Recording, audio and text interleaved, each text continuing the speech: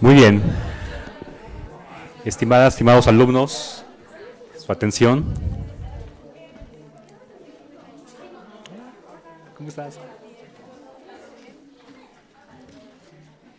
Muy bien, pues me da mucho gusto estar aquí con ustedes. Mi nombre es César Audelo Lara, de la Coordinación de Diseño Textil de la Universidad Iberoamericana, y es un honor, un gusto poder tener al maestro Arturo Ramos el día de hoy con nosotros para esta conferencia sobre los textiles mayas, como parte de este proyecto en vinculación que estamos haciendo con Chelsea College. Y les voy a leer la reseña para que conozcamos un poco más del maestro Ramos. Es licenciado en Antropología por la Universidad Veracruzana y maestro en Historia y Etnohistoria por la Escuela Nacional de Antropología e Historia. Ha sido catedrático en la Universidad Veracruzana y en la Benemérita Universidad Autónoma de Puebla. Es autor de artículos especializados sobre temas de religiosidad de los nahuas, de la Huasteca y de arte popular de los pueblos indígenas de México. Y ha coordinado publicaciones sobre arte para el rescate, desarrollo y procesos de comercialización de las artesanías indígenas.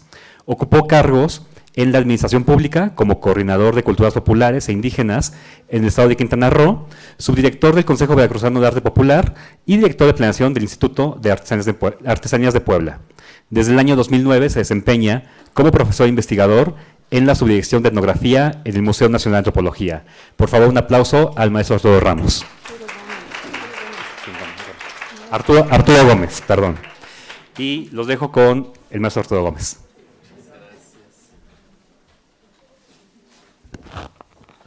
Buenas tardes, muchas gracias, mil disculpas la tardanza. Vamos a iniciar con este tema de los textiles de México en general y su relación con la propiedad intelectual, los derechos culturales y otros aspectos que surjan en los comentarios. En un primer bloque quiero mostrarles un poco una parte de México, el sureste mexicano, y la relación con los textiles indígenas que se encuentran en este territorio. Básicamente es un poco similar en todo el país, con excepción del norte de México, que en el siglo XIX, por el exterminio de las culturas indígenas, se perdió mucho de las tradiciones textiles, y ahora los pueblos contemporáneos utilizan técnicas y conocimientos que son propiamente del siglo XIX y XX, del suroeste de Estados Unidos, básicamente de la cultura inglesa y francesa. Sin embargo, la península de Yucatán, el sureste en general, aun cuando tuvo un gran desarrollo económico y una serie de intervenciones en el sentido de los grupos humanos, la intervención de los grupos humanos, los textiles no han cambiado mucho a lo largo de unos 2.000 a 2.500 años. Bueno, este es el territorio general de México, es un mapa de Luis Covarrubias, que está en el Museo Nacional de Antropología. Es una visión de 1964 de cómo estaban distribuidas las culturas indígenas. Y si vemos, el sureste es una de las regiones mucho más pobladas con muchas culturas, lo mismo el centro y la costa del Golfo.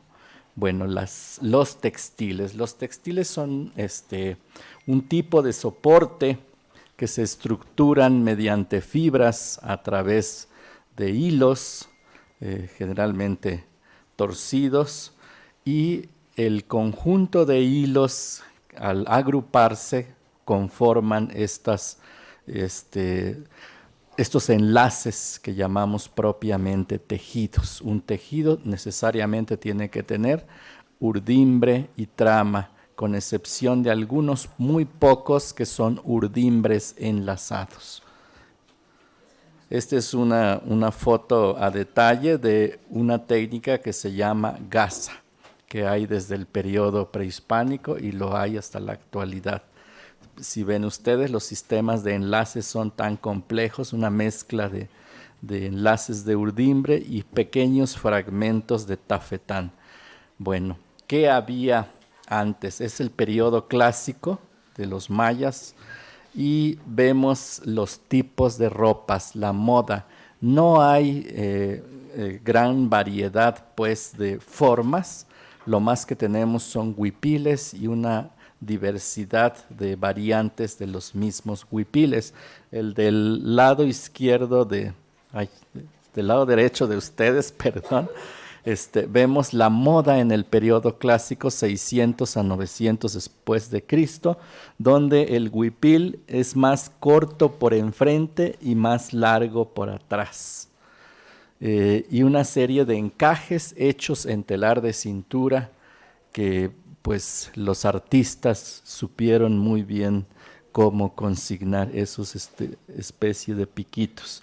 Y telas muy delgadas que son holgadas, camisas para los hombres también abiertos hacia enfrente, con mangas cortas y mangas largas. Entonces esto se desarrolló en el periodo clásico en México, ya particularmente la moda masculina. Y lo que llega. Entonces, las formas textiles del periodo prehispánico se conservaron durante todo el periodo virreinal. Lo que se nutrió fue con todos estos elementos que llegan de Europa, Asia, África y Oceanía. Entonces llegan a través de estos muestrarios, prototipos que se llaman dechados. Los pueblos indígenas también ya tenían algo muy similar. Por ejemplo, los aztecas desarrollaron mucho esto y le llamaban Tlamachtentli, que significa modelo que se puede replicar o que se puede copiar. Bueno, todos estos bordados no existían aquí en México. Aquí lo que se hacía era labrar las telas directamente en el telar de cintura. Muy pocos bordados. Sí hubo bordados, sobre todo en el sureste, una técnica que se llama anillado, que vamos a ver más adelante. Bueno, lo que hacen con la llegada de los españoles es equiparar estas técnicas, por ejemplo, estas técnicas reticuladas de deshilados y surcidos que tenemos allá del lado derecho. También se hacían en telar de cintura aquí, entonces no era ajeno las texturas y las formas, sino simplemente se equiparan. Bueno, el hilado en la península de Yucatán, a diferencia de otras partes de México que se hila sentadas, aquí la hamaca multifacética pues se usa tanto para dormir como para trabajar. Una hilandera de Tijosuco en el centro de Quintana Roo, que todavía hay algodones silvestres de color blanco. Bueno, las niñas desde pequeñas aprenden este conocimiento, la metodología pues de enseñanza es muy distinta a muchos oficios.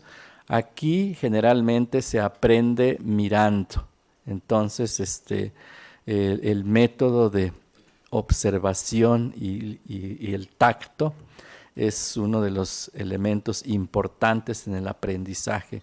Comienzan más o menos jugando y después van aprendiendo propiamente las técnicas de tejido e hilado. ¿Qué hay en Mesoamérica en cuanto a las fibras? Va a haber fibras vegetales, principalmente agaves, liber de chichicastle o urera baxífera, yucas como el izote del lado izquierdo. En medio está el Heliocarpus ojonote y principalmente algodón eran las fibras primordiales. En el siglo XVI llegan otras fibras de origen animal principalmente, como la lana de las ovejas, el gusano de seda, pero también el lino. Entonces se distribuyó mucho en poblaciones indígenas.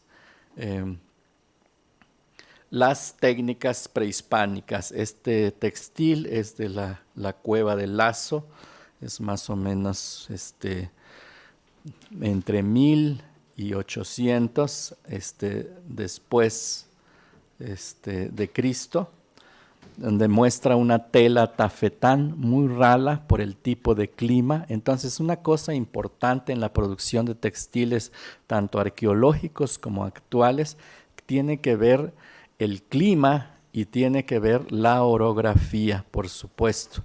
Entonces, en tierras altas, tierras frías, el hilado va a ser un poco más grueso y las telas mucho más compactas. Sin embargo, en las costas, en zonas calurosas, el desarrollo del textil va a ser extraordinario.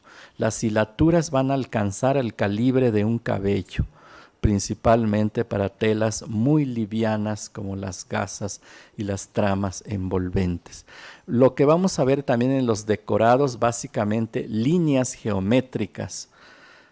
Bueno, lo que sigue, este es otro textil de la Cueva del Gallo en Chiapas, es antes de Cristo, y aquí vemos el tipo de decorado que son tramas discontinuas, pequeñas secciones que van a crear los ranurados, pero si observan bien a los laterales tiene bordado, hay un bordado anillado para enmarcar el decorado de las tramas discontinuas. En Perú se desarrolló muchísimo esta técnica de bordado. Hasta ahora en México es el único testimonio de bordado que tenemos de manera directa. Tramas discontinuas que semejan anudados como rapacejos. Es una faja también, no es de la región maya, sino es de la zona de Zimapán, en Hidalgo, recientemente estudiado, y es un fragmento muy interesante porque semeja los rapacejos de los rebozos, pero no es anudado. En este caso es tejido, pequeñas tramas discontinuas alternadas crearon este efecto. Entonces, por eso les digo que no les era ajeno muchos tipos de texturas, aunque los hacían con técnicas muy distintas. Ahora, lo que llamamos la imagen, la representación y la imagen, no hay que confundir, son dos conceptos muy distintos.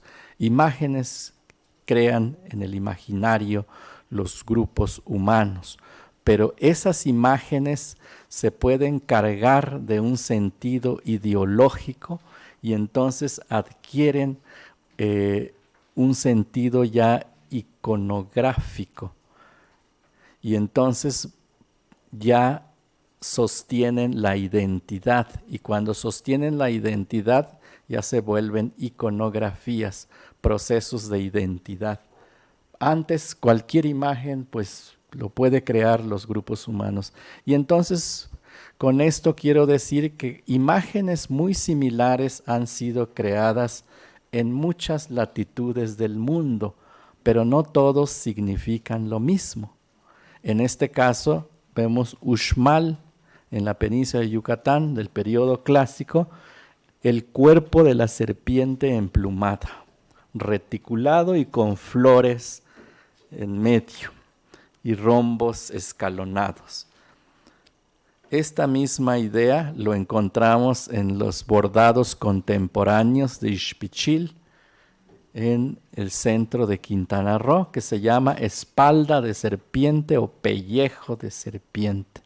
Entonces vemos la misma idea con una técnica europea, que es el punto de cruz, pero el proceso de representación es muy indígena. Entonces, en los huipiles de la península de Yucatán vamos a encontrar siempre una cenefa en red, que se puede convertir en red en la imagen, pero abajo y arriba tiene estas pequeñas cenefas que se arcos, y los vamos a encontrar desde el periodo clásico en la época prehispánica, y se sigue manteniendo. Algunos mitos también vamos a encontrarlos, como el mito del colibrí, que embaraza a una de las primeras mujeres y nace consigo el dios del maíz, el dios de la agricultura en general.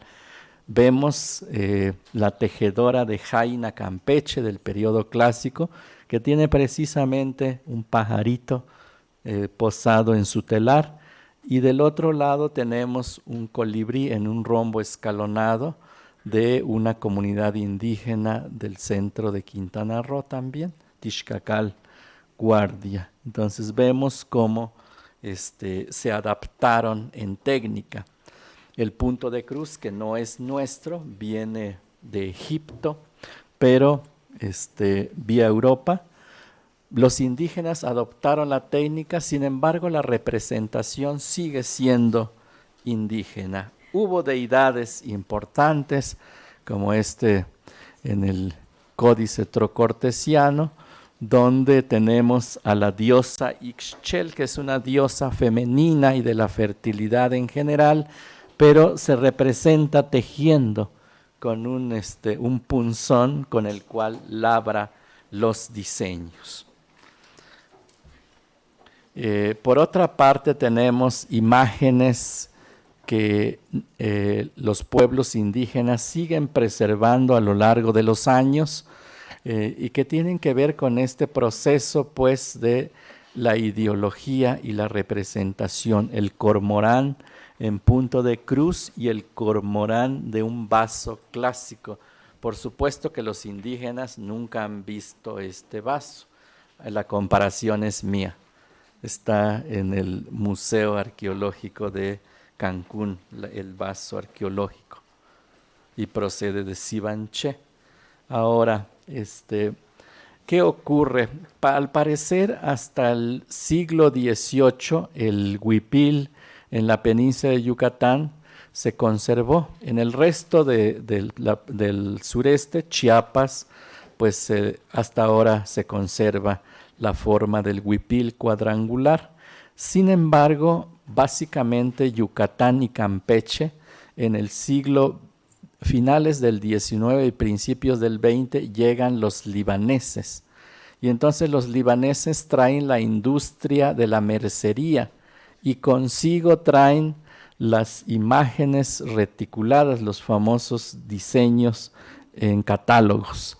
Entonces lo que hacen es que se pierde por completo la iconografía indígena y adquieren todas estas imágenes florales, que básicamente de modelos italianos, franceses y españoles. Y ahí vamos entrando un poco este tema de la apropiación. Los indígenas también se han apropiado muchísimos elementos. Hay unas cosas que son inducidas, conscientes, y hay otras cosas que son inconscientes, tácitos. Hay que ver esa gran diferencia. Sin embargo, hacia el Caribe, la otra señora, sucede un proceso social distinto. Estalla la guerra de castas, 1850. Y entonces esta parte de la península de Yucatán literal queda incomunicada con el resto de México. Y su comunicación es vía con los ingleses de Belice. Entonces van a comerciar con ellos y van a adoptar también muchos elementos y técnicas del quehacer textil inglés, cosa que no va a existir en el resto de la península. Estamos hablando de los mayas del centro de Quintana Roo, con la guerra de castas. Y entonces actualmente vean la diferencia, mientras que Campeche y Yucatán tienen elementos florales, Quintana Roo tiene geometría todavía. Aunque son telas industriales y con una técnica europea, el punto de cruz, pero la imagen representada, casi la mayoría, son elementos geométricos. Vamos a encontrar que muchos de estos elementos geométricos que se representan hasta la actualidad, pues tienen que ver con la arqueología. Los dinteles de Yaxchilán, la ropa de un personaje de un dintel de Yaxchilán, y vemos, por ejemplo, los bordados contemporáneos. Es casi lo mismo el diseño de Huracán, y es una composición realizada, pues casi siempre la representación es rombo escalonado sobre un rombo, y lo que va a variar es la imagen de en medio, es lo que va a consignar la imagen representada. Aquí vemos otro personaje con su huipil, también con rombos escalonados. Y este va a ser el formato del huipil. Va a tener un cuello, elementos en las mangas y en la parte inferior otra cenefa y estos piquitos que les digo que aparece desde el clásico y se llaman arcos, y en los diseños contemporáneos florales también se les pone eso, los llamados ternos. Vamos a continuar. Vemos que cambia únicamente el elemento central. Se mantiene un poco casi lo mismo en el proceso, y eso se llama el estilo de la representación. Entonces vamos a empezar a mirar la iconografía de México a través de estilos de la representación. El sureste vamos a tener rombo escalonado sobre rombo plano y sistemas de red, es decir, que el dibujo se extiende a los 4 lados, y conjuntos de cenefas también. Ejemplos de estos tenemos mucho en la arqueología.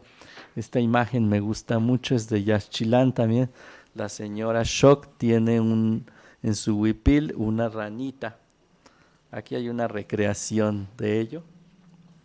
Y vamos a ver los pantalones de los dignatarios mayas de Quintana Roo, los llamados generales mayas, los de la guerra de castas. Sus pantalones en el borde inferior tienen esta ranita también.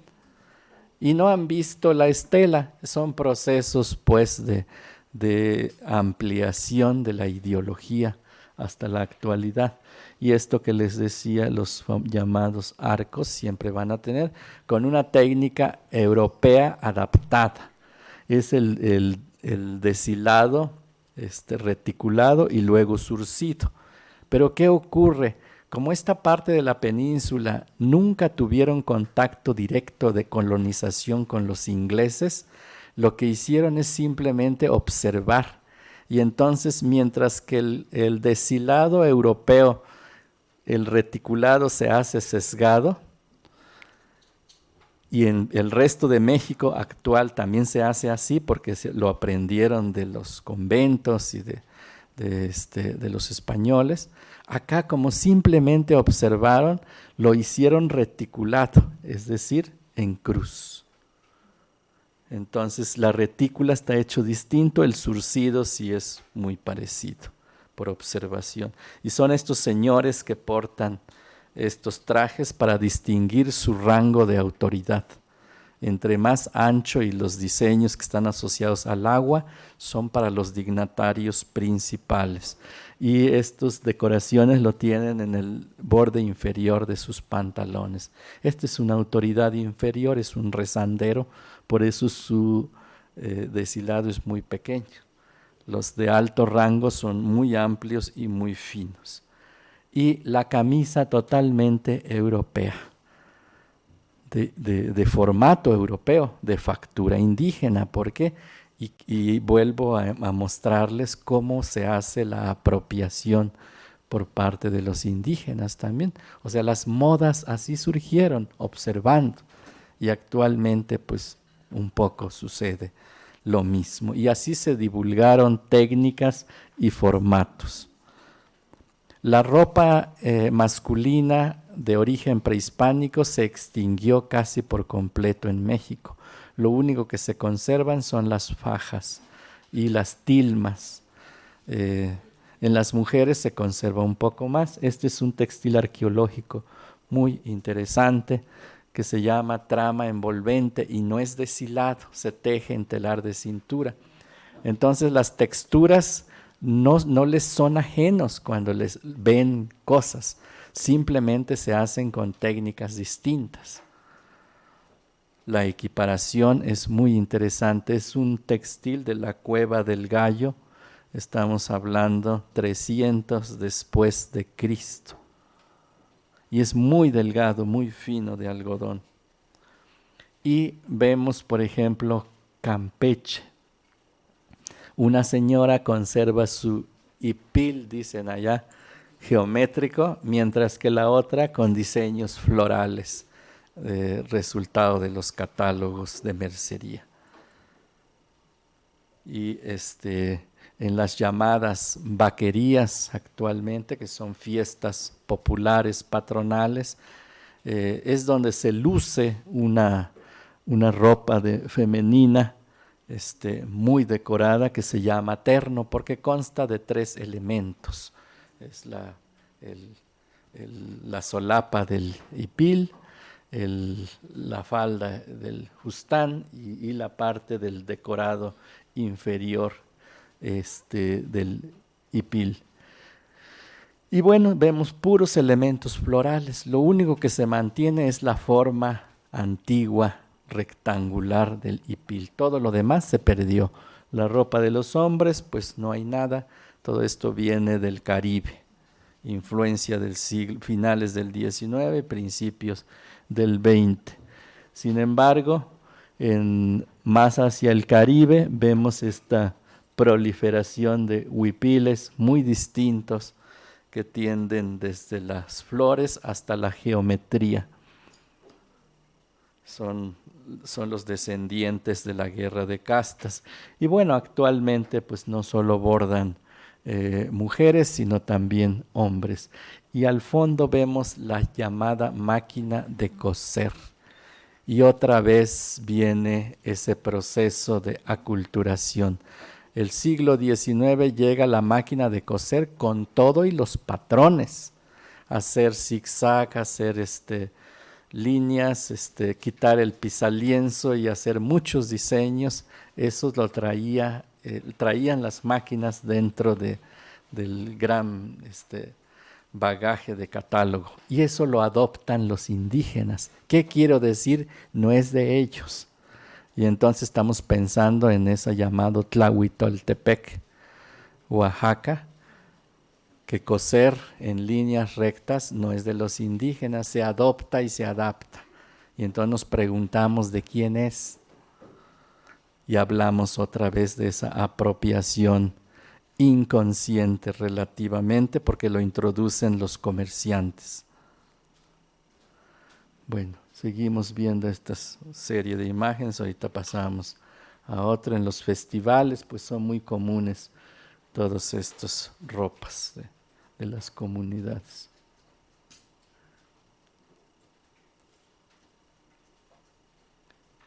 Hasta las imágenes religiosas también se les viste con elementos geométricos. Y por aquí ya pasamos a otra cosa, el resto de la península de Yucatán, que de indígena no hay absolutamente nada. Estas blondas que llegan en el siglo finales del 19 y 20, que antes se hacían con palillos o con aguja de coser, ahora pues casi todo es plástico. En otras partes del sureste pues seguimos viendo estas ropas rectangulares como los lacandones, que son de cortezas de árboles, y estos formatos de huipiles de 2 lienzos muy relativos a los arqueológicos, con cenefas y paneles que van formando el conjunto de la lectura. Y entonces ya estamos hablando de la representación, códigos comunicativos.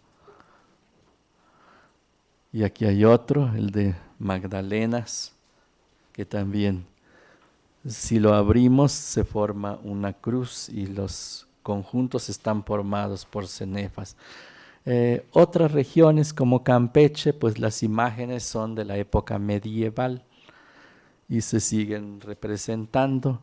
En este caso, punto de cruz negativo. Se borda las reservas y el dibujo son las secciones que no están bordadas. Y el llamado terno, que son casi todos de diseños florales. Lo que es interesante son estos ramos acomodados en un sistema cuadrangular. Si se dan cuenta, se repite el mismo ramo floral. y se van acomodando y tiene estos llamados arcos ahora con flores. El concepto se mantiene, las imágenes no son las mismas. Otras regiones de Chiapas, como los zoques, pues son distintos formatos también, formatos de blusas europeas de la Edad Media, con diseños también que no son de ellos. Sin embargo, hay un proceso de apropiación.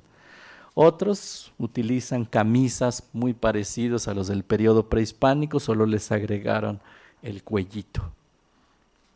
Y son estas telas tan delgadas que casi no les cubre absolutamente nada. Entonces también la noción de ética y de pudor pues son conceptos ideológicos dentro de las culturas. O las faldas también. Este tiene un proceso de bordado muy similar al anillado. Y estas mantas, no había rebozos, entonces se cubrían con estas mantas en sus espaldas. El tejido, así se va haciendo con tramas suplementarias, es decir, se van agregando hilos a la urdimbre. Los hilos de color no forman parte de la estructura. Y aquí pongo a los Tenec, porque son un grupo maya que están en la costa del Golfo Norte, hacia San Luis Potosí y Veracruz, que también hablan una lengua mayense. Lo que conservan ellas son estos tocados interesantes de hilos que se llaman petob y estas capas que se llaman quechquemitl o dayem. Sin embargo, todo el decorado del quechquemitl es europeo del siglo XIX, de los muestrarios del siglo XIX. Casi no hay nada de la imagen indígena. Y por ahí vamos a ir más adelante. Propiedad de quién es. Otros tejidos pues preservan estos elementos geométricos. Vamos a pasarlos muy rápido y es los altos de Chiapas. Ahí sí, pues no hay duda alguna que se parecen mucho a los vestigios arqueológicos. Afortunadamente estos tejidos pocas veces son motivo de reproducción industrial, a menos que los hagan impresos, poca gente los puede tejer. Vamos viendo, ahí por ahí terminamos casi con esto. Entonces también en los pueblos indígenas hay patrones de la representación y del diseño que tiene que ver con los colores, que tiene que ver cómo acomodar las imágenes. Si ven ahí, tiene negro y por allá tiene bandas en rojo. Y ahora nos metemos con la propiedad intelectual de quiénes son las cosas. En principio, en la historia de la humanidad, los pueblos más o menos llegaron a la misma conclusión en conocimientos. México, por ejemplo, tiene solo 2 técnicas de tejido exclusivas. El resto se comparte con el Perú, con Egipto, con Babilonia. Entonces podríamos reclamar únicamente 2 técnicas, el tejido en curva y la trama envolvente.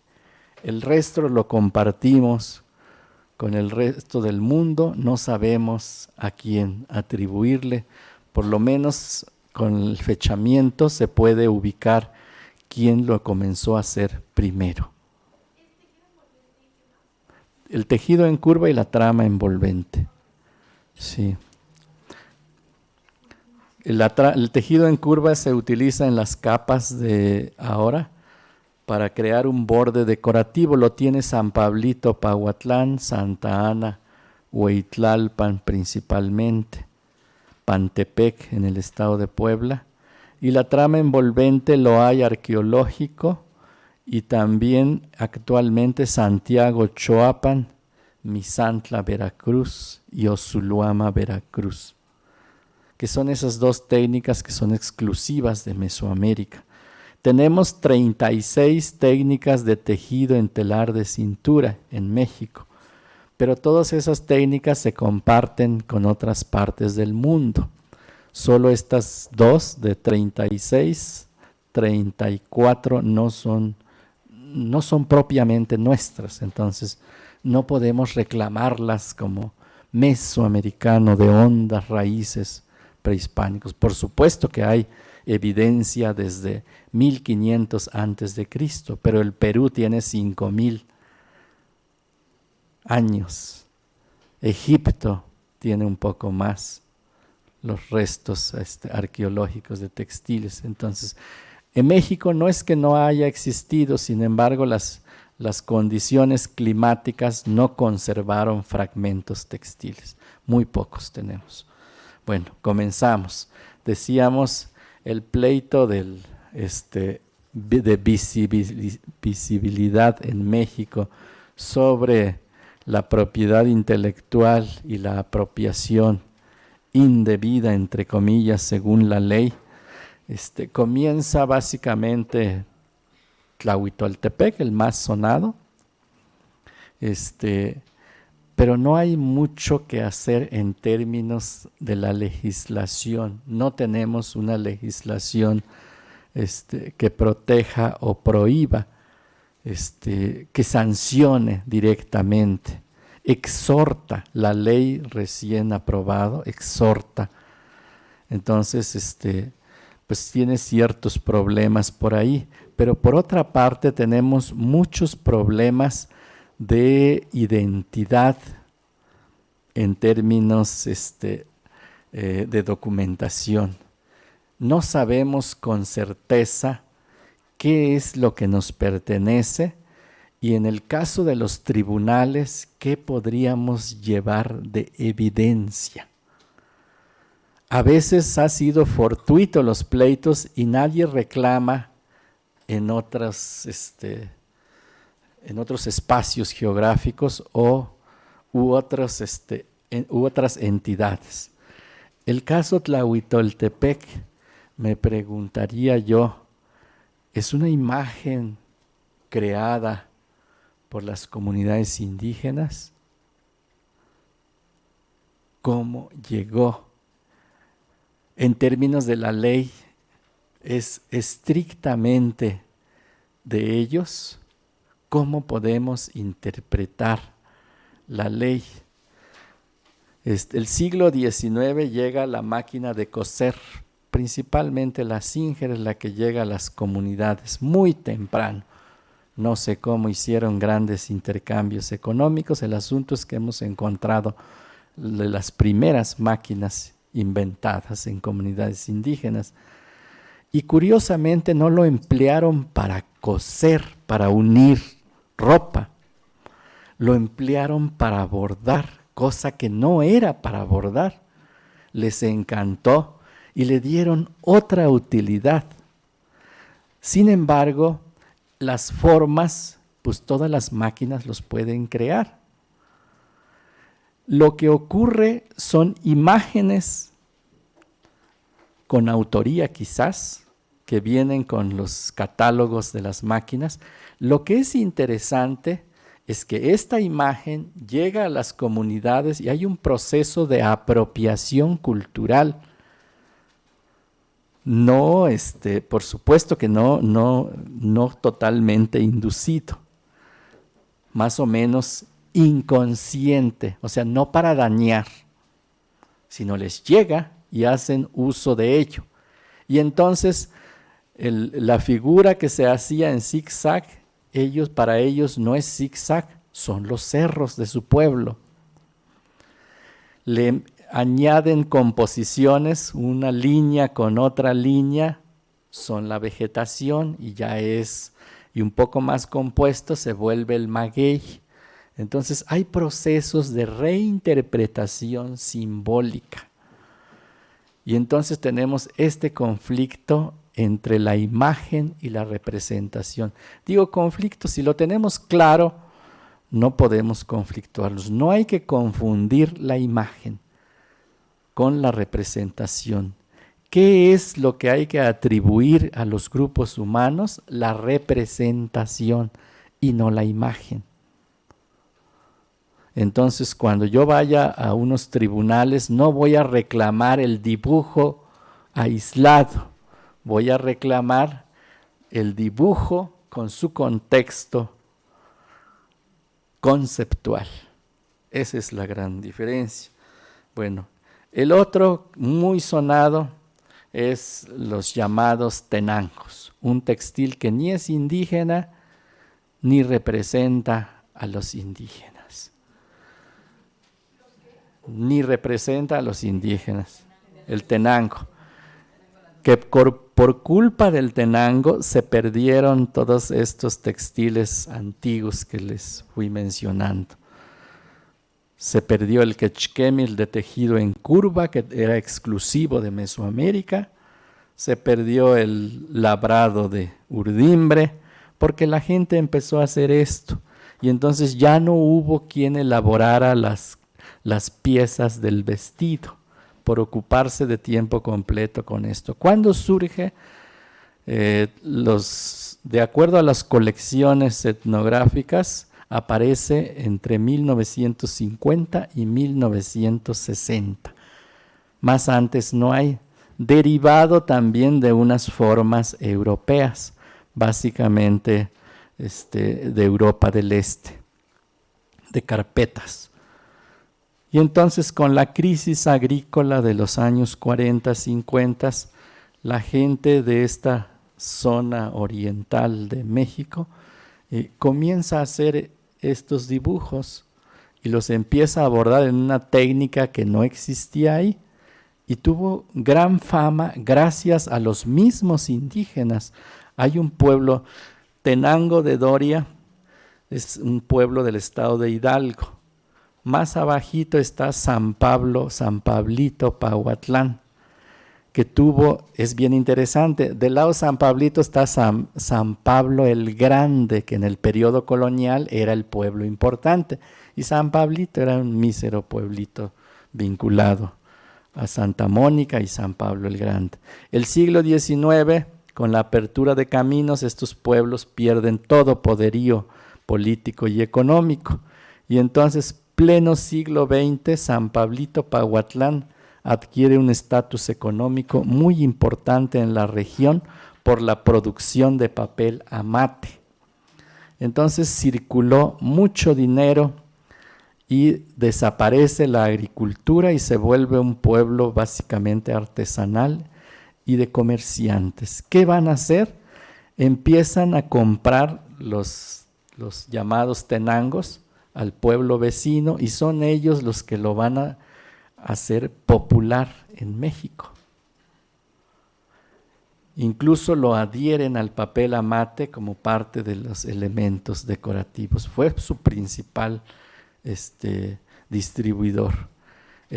Más o menos hacia los 80s, ya la indumentaria indígena en esta zona y las técnicas tradicionales desaparecen y entonces se vuelve un elemento de identidad esto. Hace rato les dije que ni es indígena, pero ahora les pregunto a ustedes, ya hay un proceso de socialización, o sea, ya son poco más de 50 años que lo están practicando.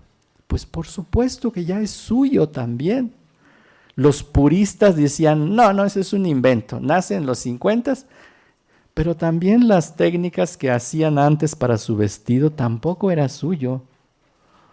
Llegaron en el siglo XVI, lo único que había era los telares de cintura, algunas mantas pues sí son de origen prehispánico. Lo que trato de decir es que la riqueza de conocimientos textiles de México no hay una exclusividad en sus orígenes, se conforma de conocimientos de todas latitudes. Llegado en épocas tan distintas, hay un proceso de adopción, adaptación, reinterpretación y actualización constante para que puedan sobrevivir, para que han podido sobrevivir en pleno siglo XXI. Entonces, pues La riqueza de los conocimientos radica en esta interculturalidad. Y entonces, punto número 1, en la propiedad intelectual no vamos a pelear las técnicas, porque nunca vamos a ganar en un juicio cuando nos pidan elementos de prueba. Nosotros vamos a salir con nuestros textiles arqueológicos de 300 después de Cristo y Egipto nos va a mostrar 4000 antes de Cristo. Y entonces, ¿qué va a decir el juez? Entonces, por ahí no vamos a pelear de los orígenes de las técnicas. Lo que sí es importante es precisamente la representación, la creación de las imágenes y el proceso decorativo de los textiles. Ahí radica la importancia intelectual, porque ahí es donde vamos a encontrar estilos de la representación. Actualmente ya no podemos decir que el Tenango no es indígena. ¿Por qué? Porque creó un estilo de la representación. Llenan una superficie a través de los espacios. Aparece un punto central en algunos y se van llenando las superficies dependiendo de los personajes. Aunque es un proceso también europeo y asiático, pero aquí tienen sus cualidades en la representación. Entonces tiene su particularidad con el cual podemos conocerlo como Tenango. Estas representaciones geométricas que vimos con anterioridad también es un estilo de la representación.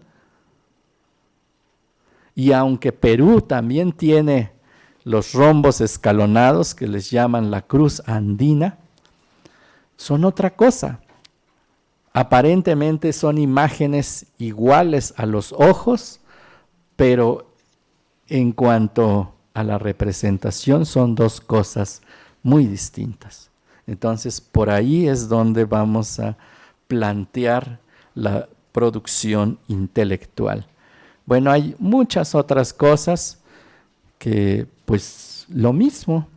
Vemos estos elementos de San Antonino en Oaxaca, que de indígena en términos puritanos tampoco tiene absolutamente nada. Son bordados al pasado. El otro está basado pues en estos tapices que cualquier parte del mundo pueden hacer esos tonos de color.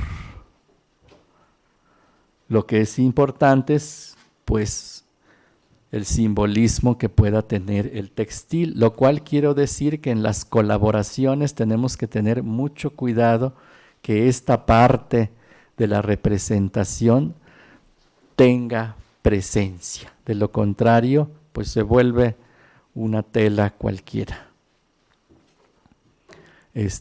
Lo último de las polémicas, que cuando no se tiene conocimiento, pues se dice de todo.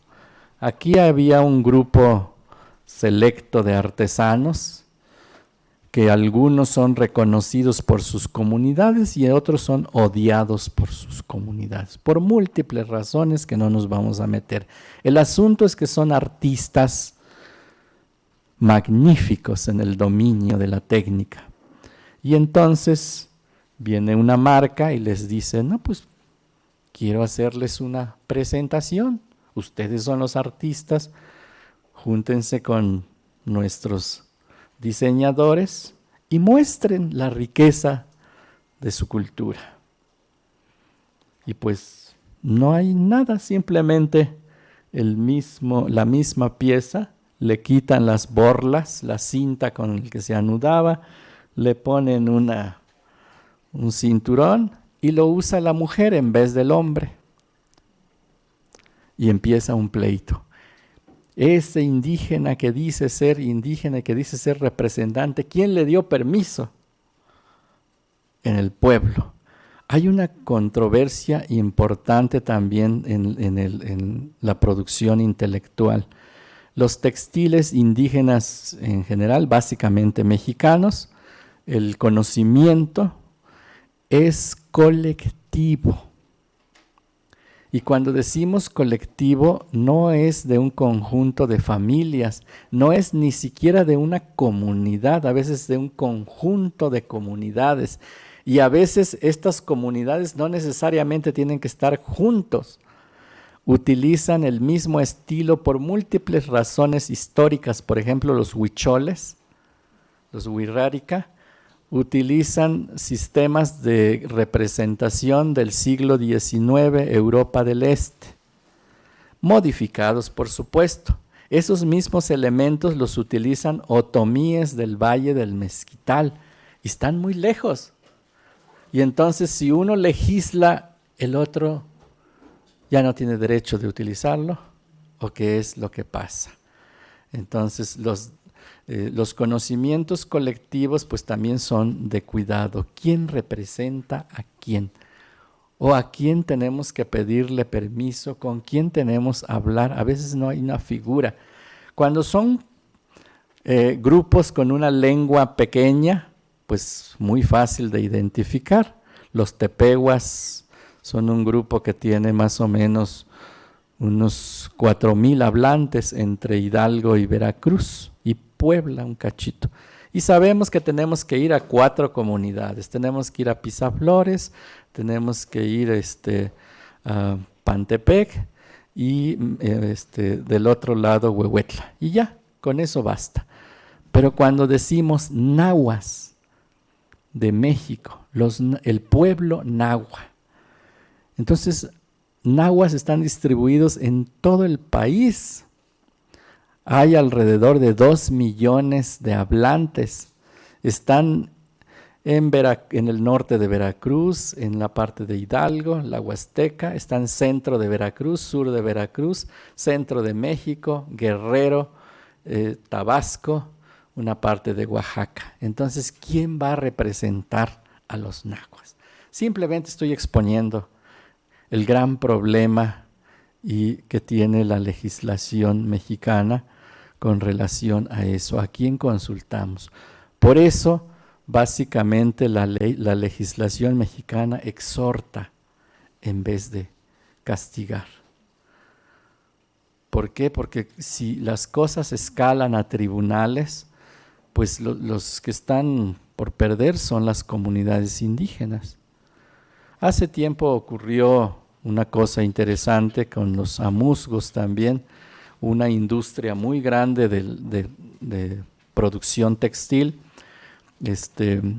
Los acusó de utilizar los algodones pigmentados, el coyuche y el verde y todo eso. Y en eso llegó el asunto al Museo Nacional de Antropología, que un juez estaba exigiendo probar si la industria tenía razón, que es del siglo XX, o si los indígenas tenían razón, que si el museo tenía pruebas, que los presentara.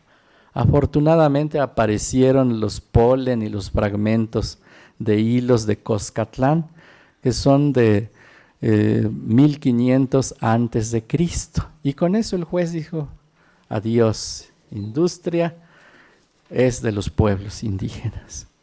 Pero hay cosas que es imposible. Entonces, yo termino con esto y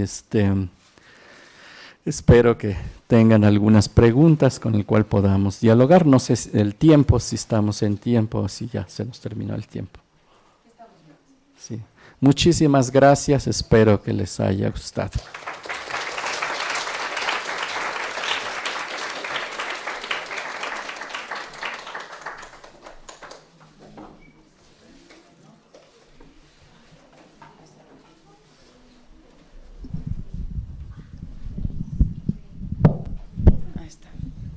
Bueno, muchísimas gracias, Arturo, por estar con nosotros. La verdad fue una plática maravillosa.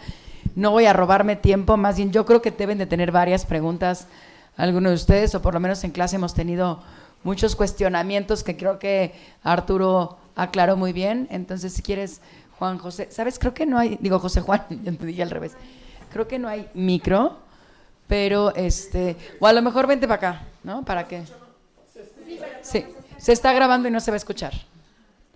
Entonces, ándale, párate, no pasa nada, caminas y estiras pierna. Los que quieran hacer preguntas que se vayan acercando para acá, para que puedan tomar el micrófono. Ándale, Toñito, para allá. Para acá, ¿no? Alguien más levantó su manita. Aquí en ese micrófono. Buenas tardes. Pues quiero retomar un poco lo de Yucatán, que creo que es algo que me llamó mucho la atención, que es este elemento decorativo que tienen las camisas de los hombres, que nos platicó. ¿Cómo se determina el ancho para determinar cierta posición de los hombres de la comunidad? O sea, tú tienes este ancho, tú tienes este, ¿y qué pasa si una persona que no pertenece a esa posición utiliza un ancho que no le pertenece? No sé si me explico. Gracias. Bueno, contestamos rápido y nos seguimos. Después escuchamos un bloque de preguntas. Gracias. Bueno, en los pueblos existe esto que llamamos ideología, y lo existe en todo el proceso de la humanidad. Entonces, hay un proceso educativo, didáctico en las comunidades. Uno está consciente a qué posición dentro de los estratos sociales corresponde, y eso generalmente en el caso de las fiestas. Cualquier día todos podemos ser comunes, pero el día de la fiesta o el día de una solemnidad, cada persona sabe el estatus que le corresponde. Entonces, por supuesto que una persona común de la comunidad no usaría una insignia de un alto rango, va a usar el que le corresponde. Entonces, el más ancho lo utiliza el llamado general maya, que es el portavoz del pueblo. Son jerarquías cívico-militares, y va a usar diseños acuáticos, básicamente ranas, iguanas y tortugas. Mientras que el que sigue, que son los llamados cabos, van a utilizar rombos escalonados y grecados. Y así sucesivamente van modificándose. La última jerarquía es de los rezanderos, y van a utilizar una figura de palma, como si fuera una hoja, y es el símbolo que los va a identificar. Vegetales, básicamente, no flores, sino hojas. Pero esta es una convención ideológica que se crea en el pueblo, es lo que llamamos iconografía. Entonces hay una conciencia de la representación. Nadie se las inventa, o sea, hay un código convencional. Sí. Adelante, otra.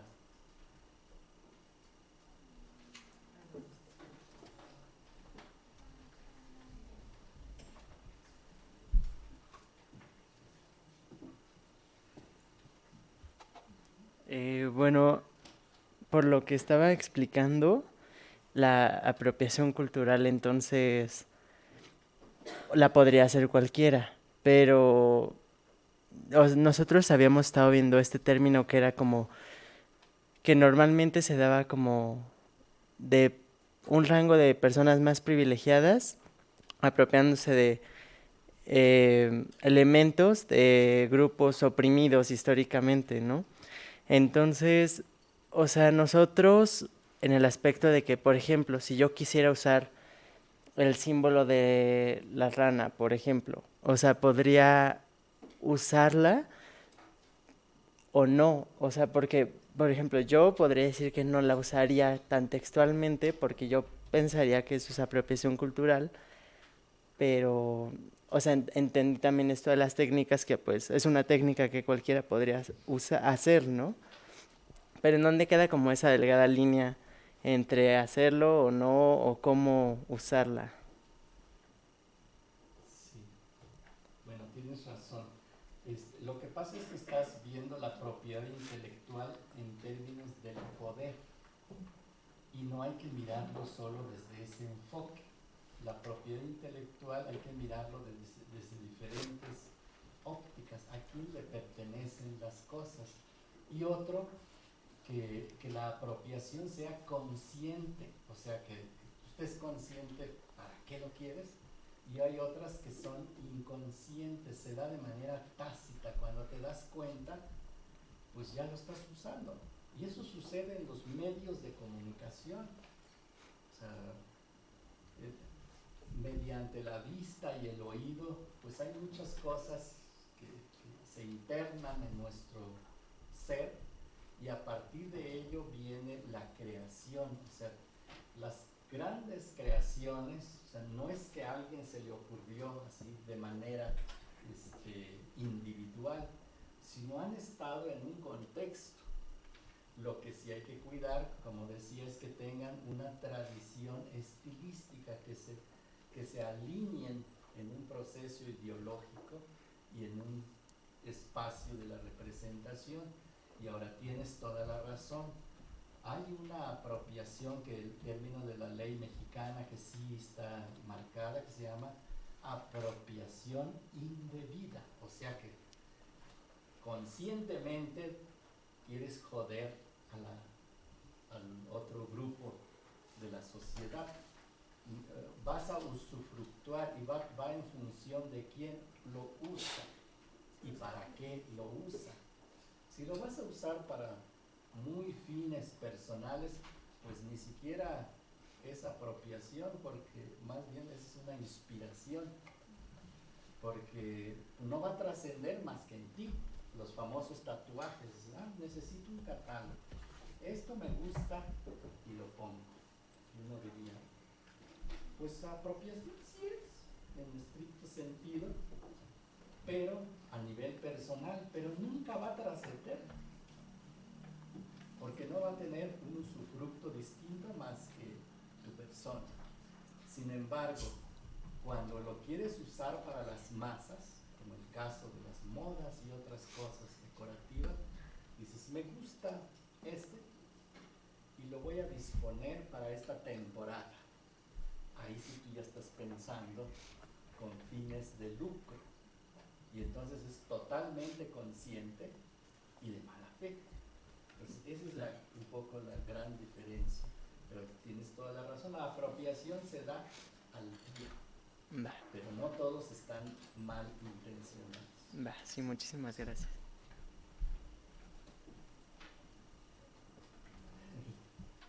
Y luego acá.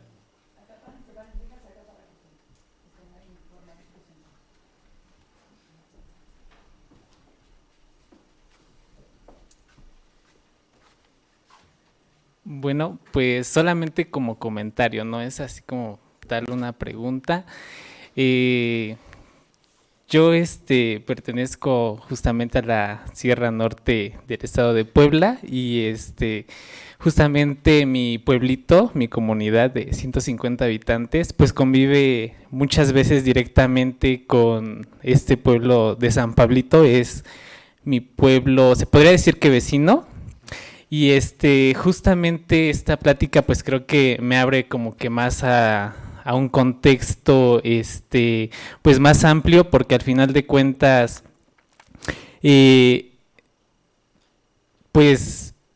nosotros, como lo menciono, convivimos directamente algunas veces con este pueblo originario. Pues ellos ya se sienten muy suyos de justamente de todas estas técnicas, de toda esta iconografía, y considero que al final de cuentas el textil pues se fue como formando, y al final de cuentas pues forma parte de su historia y de su legado. No es que, como usted lo menciona, ¿no? Creo que en algún punto ellos se apropiaron, pero como inconscientemente, o también bajo justamente toda esta represión que había, ¿no?, durante la conquista. Entonces creo que sí es un orgullo para ellos, pues enaltecer justamente sus bordados, sus técnicas, y pues todo lo que esto representa, porque si tú vas allá y a lo mejor llegas como con esta presentación así, pues ellos seguramente te van a desplazar de ahí, porque ellos tienen como justamente muy marcado que esto es de ellos y que esto ha pertenecido siempre, y afortunadamente los pequeños, o sea, los hijos de pues todos estos artesanos, pues siguen como adoptando todas estas técnicas, y es como muy bonito y muy representativo para ellos que pues sigan como trascendiendo. Entonces, al final de cuentas, creo que esto es muy enriquecedor, pero sí debes de tener como justamente toda esta apertura a que pues el textil fue o forma parte de toda una historia y toda una trascendencia. Entonces, yo creo agradezco mucho este conocimiento, esta plática que nos dices, y pues sí, en la Sierra Norte de Puebla pues se viven cosas muy bonitas, y justamente pues se siente padre que esta conexión, que a lo mejor yo no pertenezco a tal cual al pueblo originario, pero sí afortunadamente tengo como muchas amistades y se logra convivir pues como parte ya de su cosmovisión de ellos. Y pues gracias. No, gracias a ti. Precisamente lo que decía yo, que el textil es parte de la identidad de los pueblos, y no hay un juez que pueda decir, me refiero a un juez social, que pueda decir a quién le pertenece o negarles esta parte de la identidad. El problema entra con estos asuntos jurídicos comerciales, en términos de la comercialización, con todas estas legislaciones de la propiedad intelectual de México y los llamados registros, que coarta la libertad precisamente que tienen las comunidades.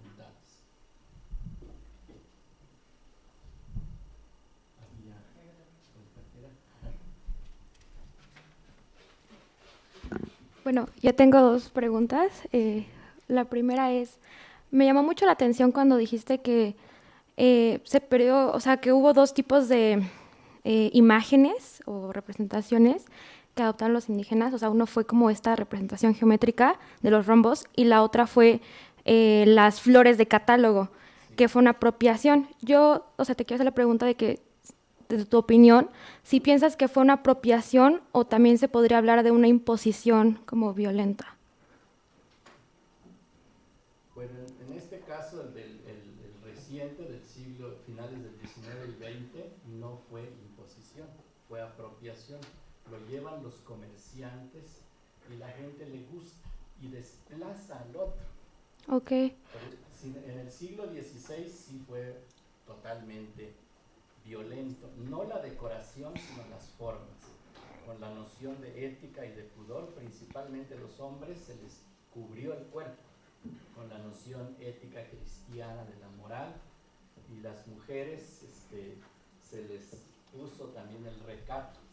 Incluso nacen textiles en el 16, como el rebozo, que no existían.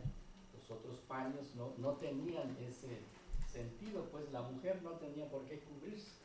Al contrario, ahí vemos los huipiles tan escotados. Hay una figurilla que, por ejemplo, le sale el seno. Y entonces, en otras regiones tan calurosas, vemos que las mujeres solo utilizan el enredo. Y es nuestra mente esquemática que los señala como bochornosas o faltos de ética. Para un hombre común de un pueblo no es erótico el seno de la mujer en ese contexto, porque lo ve del diario. Pero para un extraño eso es totalmente bochornoso. Entonces tiene que ver mucho también los procesos ideológicos.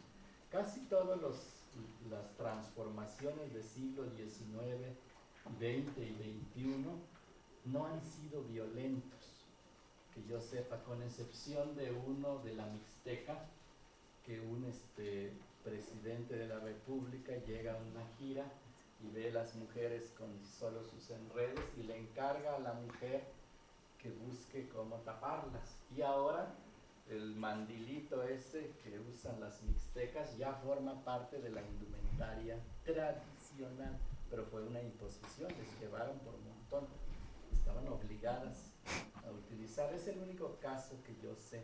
Incluso el del norte de México, que se perdió todas las formas tradicionales, más bien les representó una facilidad de vestirse, de ya no estar tejiendo en telares, sino utilizar estas telas que llegaron de Estados Unidos. Por eso vemos a las tarahumaras, a las quiliguas, entonces con estas modas francesas e inglesas del siglo XIX. Eso no tiene nada que ver con el indumentaria indígena más que sus fajas, pero tampoco que yo sepa fue imposición. Gracias. Sí. Y mi otra pregunta es, ahorita en el presente, nosotros como mexicanos y que somos, o sea, tenemos una nacionalidad, pero a final de cuentas esa propiedad intelectual que hablas como pueblo indígena pues no nos compete, no nos pertenece de cierta manera. O sea, ¿cómo podríamos hacia el mundo ahora sí que relacionarnos con ella de manera ética sin caer en una apropiación que lucre? O sea, porque entiendo que aquí la mayoría somos diseñadores, entonces si yo soy diseñadora mexicana y quiero desde la apreciación utilizar algún textil proveniente de un pueblo indígena, o sea, ¿cómo lo podría hacer sin caer en esta como de lucrar? Sí, bueno, ahí al principio creo que debe existir este sentido de respeto, y el respeto contrae la igualdad, la interculturalidad, que significa diálogo, dialogar, y de ahí viene el término ética, que por supuesto que nunca se trate de utilizar el poder, es decir, que tú nunca te subas a un escalón más arriba. ¿Qué quiere decir? Comenzando dándole el crédito. Los pueblos indígenas les encanta que les den el crédito, porque no hay otra cosa.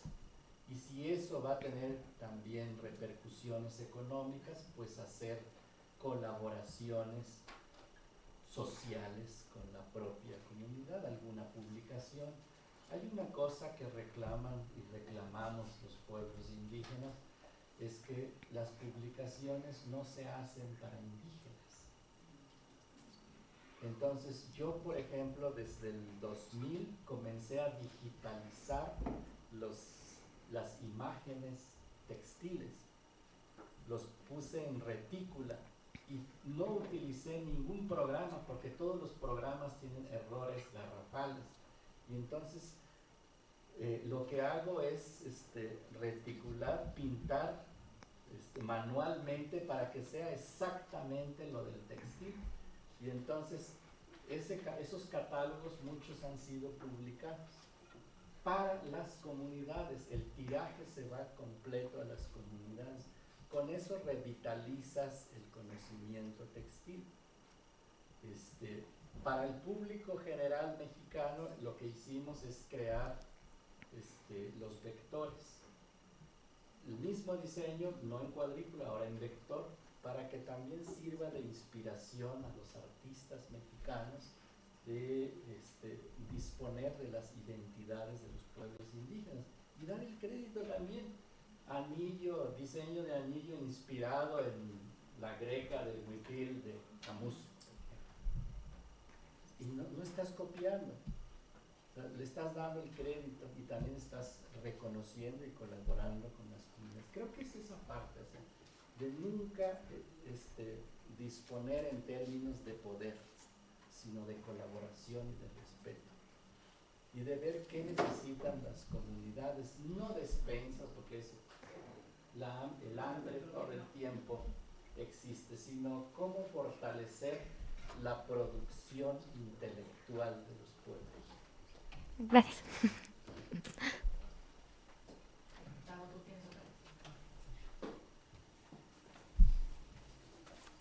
Bueno, hola, buenas tardes. Yo le agradezco mucho esta conferencia, de verdad le dio respuestas a preguntas que nunca había encontrado como en ninguna otra fuente.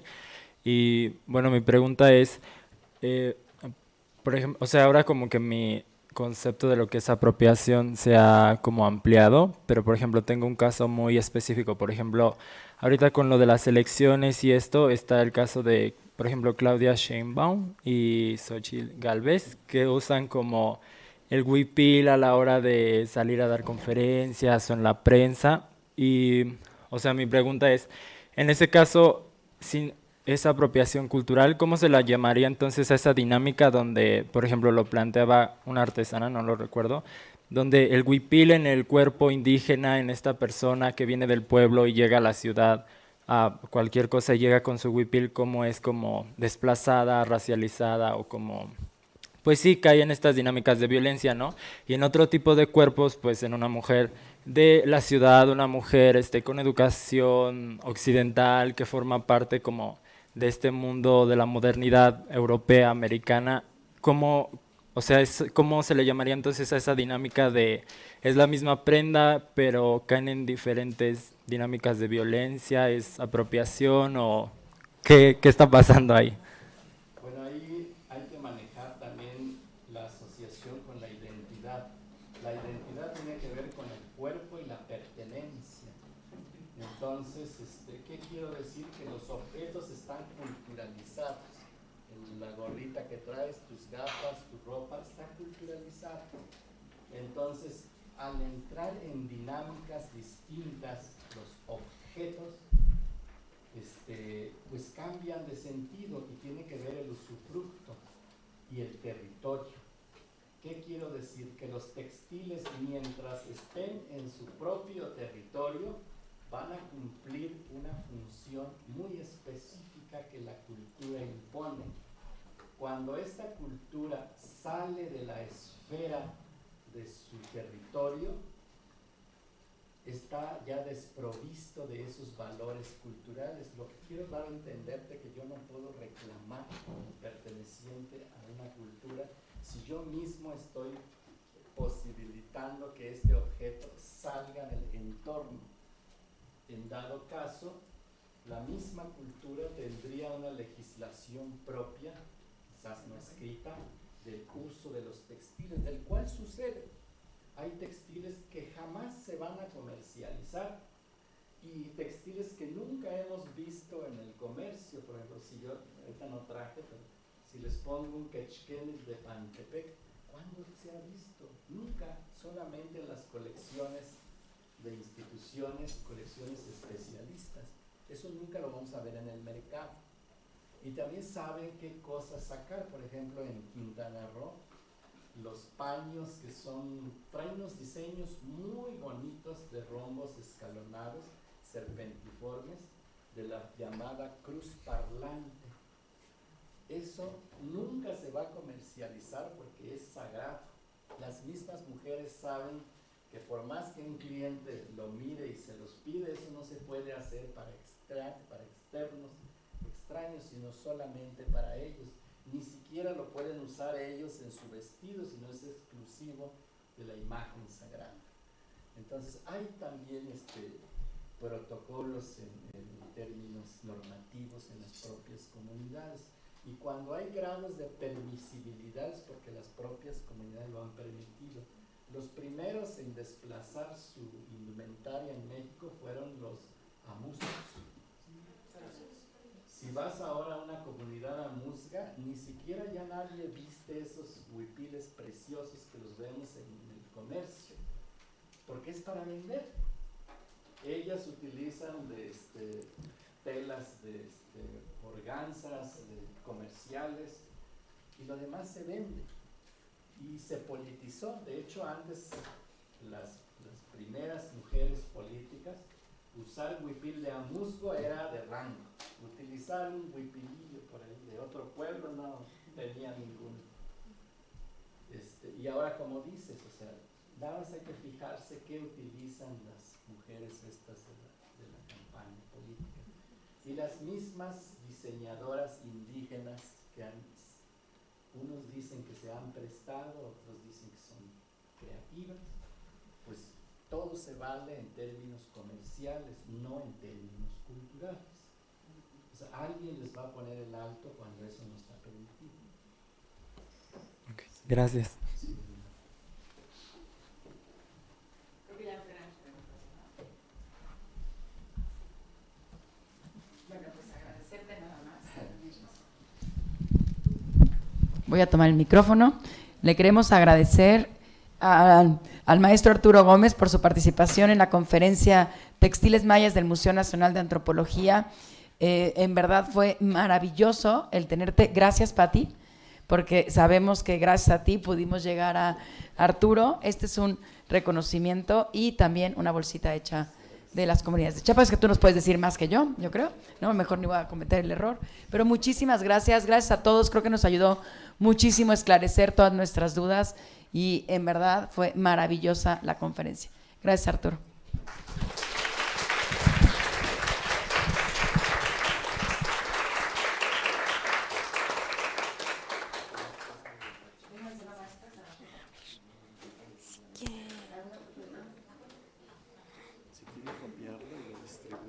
Ah, sí, sí podemos. Ah, ok, perfecto. ¿Le podemos tomar una foto? ¿Sí? Ay, La va a tomar yo creo que ya. La presentación está disponible para que Ay, muchísimas gracias. No, pues lo que nos va a faltar es tu cerebro, porque... Ay, muchísimas gracias. Me presento las... Vente acá, vente para acá porque vamos a hacer muchas.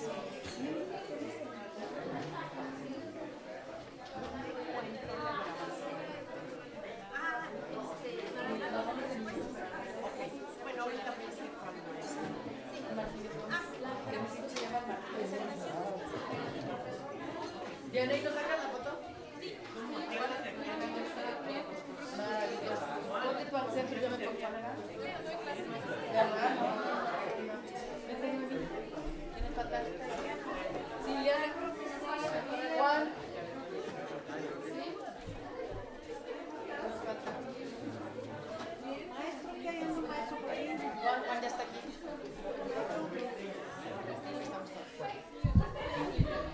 Aquí nos ponemos al frente. Mejor acá. Frente. Frente. Así como, sí creo que va así, hasta la presentación. allí mejor.